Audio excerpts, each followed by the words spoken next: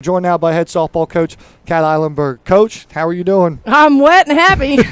I am freezing. I'm everything. So talk to me about making this lineup today. You're 2-0. You're going to see a familiar opponent in Rio. How much did you rely on scouting reports or previous appearances for the Grizzlies against the Red Storm? I mean, you nailed all of them, 100%. You know, we are familiar with Rio. We've been fortunate to play him every year, and Coach Hammond has a great program, and he's consistent with how he coaches. So we knew things to expect, and yet you kind of have to set down their power hitters and their best hitters to have an opportunity. And it is what we did. You know, we held Kreiner to one hit, and she's just such an amazing athlete, and hats off to her. And we held Conkey hitless. So those two hitters set the tone for their offense.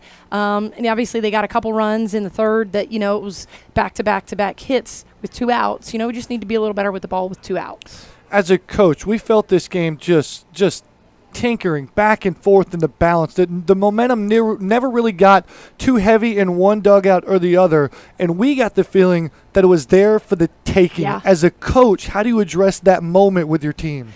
Well, this week, the team, I mean, these 3 games, I say week, but these 3 games, these girls have played with an energy that matches what we were expecting, you know, all season. And you know, you've seen some games where you go, okay, we're still working a process.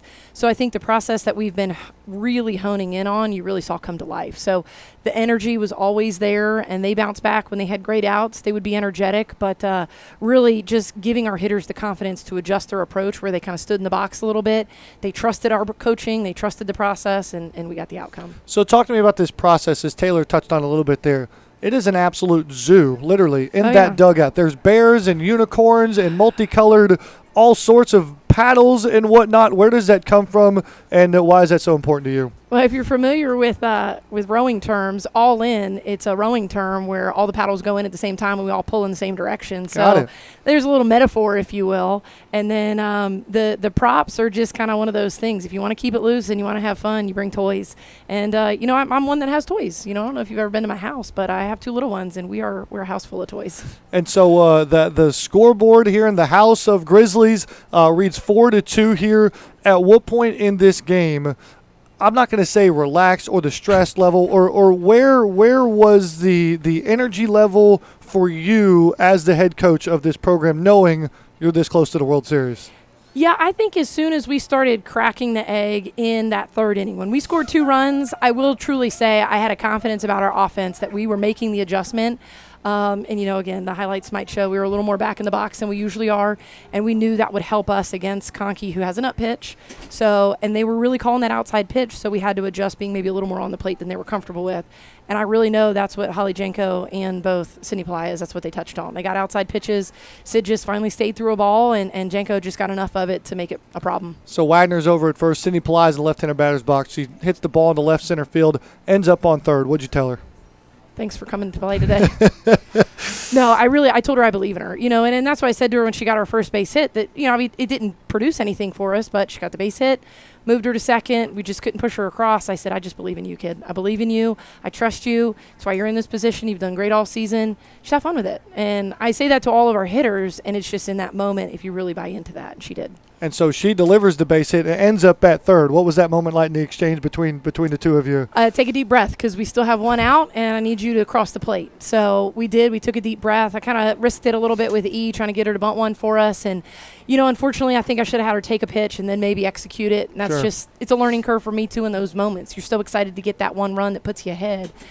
I need to take the deep breath I told Sid to take a pitch. They're excited, too, because now they're down and now they're pressing. But, again, we'll get there. I got more games to play now. Absolutely. One last final thought. You get those 2 runs in the bottom of the 6th. How quickly was the trigger pulled to go with Piper Wagner? Did you guys think about this moment and this opportunity to go with the second pitcher today?